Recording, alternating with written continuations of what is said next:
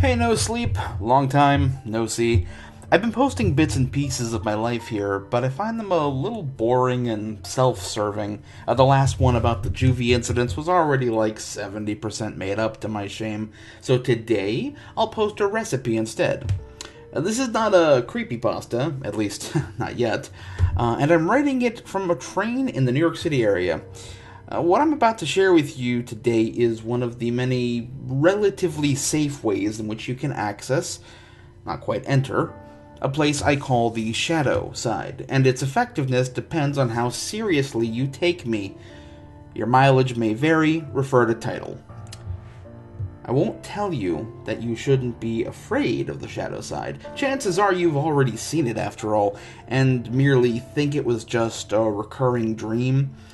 I will tell you that there is no need to be ignorantly afraid of it, though. There is a difference. Ignorance fuels fear, and fear can give that place a lot of juice to run on.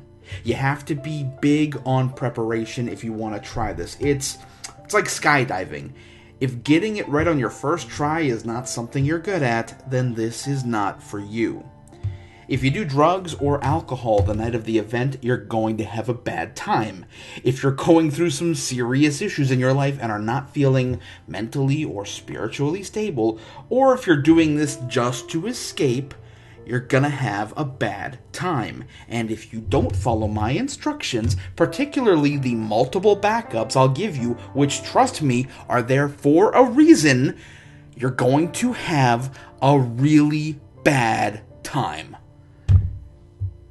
The name of the game is The Three Kings, by the way.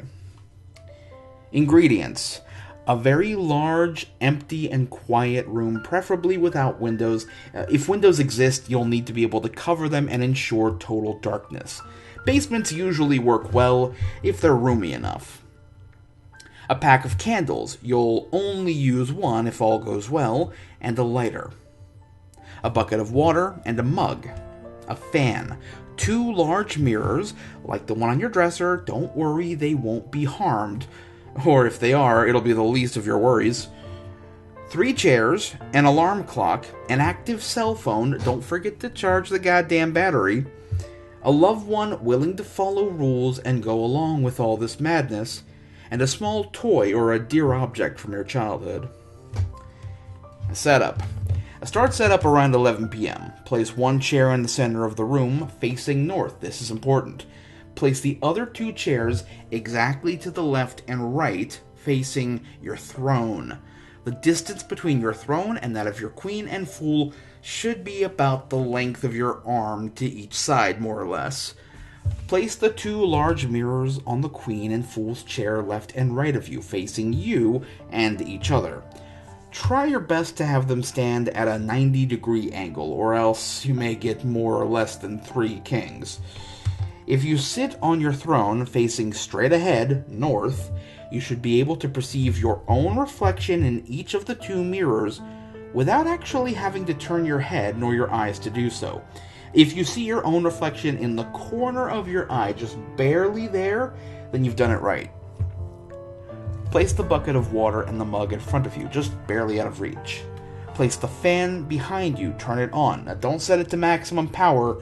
Medium or low is usually enough, but leave it on. Turn off the lights, leave the door open, and go to your bedroom. Set the candles by the side of the bed, next to a lighter, your alarm clock, and your cell phone. Leave it charging. Set your alarm clock for 3:30 a.m. Turn off the lights and sleep while holding your power object. Get some rest. Showtime! Wake up at 3:30 a.m. with your alarm clock. Turn it off, but don't turn on the light. You have exactly 3 minutes to light your candle, grab your cell phone, and make your way to the dark room to sit in your throne. You should be seated by 3:33 a.m. Don't forget your power object. Check for potential red flags. If your cell phone didn't charge for whatever reason, abort the mission. If the alarm didn't go off at exactly 3:30 a.m., abort the mission.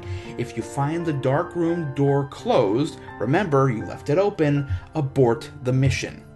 If the fan is turned off, you left it on, abort the mission. Side note here, if you have to abort the mission due to any of the above, leave the house with your loved one. Go to a hotel or something. There's no need to run. You have time to, grab a jacket and your keys and whatnot. But leave. After 6 a.m., the coast should be clear. If all is going as planned, you can proceed and take your throne. Now, do not look directly at either of the two mirrors besides you.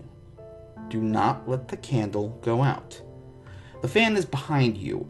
You must protect the candle with your body, which is standing in between. Now, there's a reason for this, as you'll soon see. Look straight ahead at the darkness. Not at the candle, not at the mirrors, just straight ahead. Eagle-eyed readers surely noticed I didn't say during setup which chair was the queen and which chair was the fool. That's because it's your job to find out. And, from their point of view, you are either their queen or their fool. Hence, 3 kings.